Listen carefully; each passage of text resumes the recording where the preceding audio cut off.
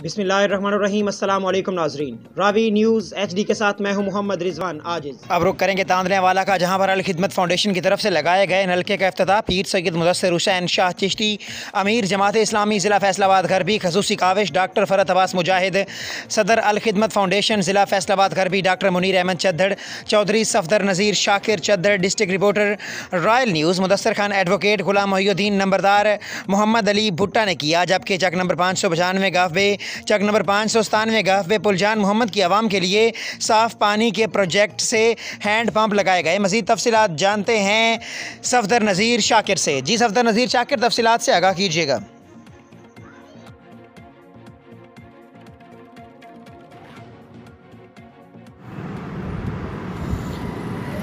जी, फैसलाबाद की तहसील तांदलावाला के नवाई इलाके में अल खिदमत फाउंडेशन की तरफ से लगाए गए नलके का इफ्तिताह पीर सैयद मुदस्सिर हुसैन शाह चिश्ती अमीर जमात इस्लामी ज़िला फैसलाबाद गरबी खसूसी कावश डॉक्टर फ़रत अब्बास मुजाहिद सदर अल खिदमत फाउंडेशन ज़िला फैसलाबाद गरबी doctor Munir Ahmad Chaddhar Chaudhry Safdar Nazir Shakir Chaddhar district reporter royal news Mudassir Khan advocate Ghulam Mohiuddin नंबरदार मोहम्मद अली भुट्टा नंबरदार ने किया।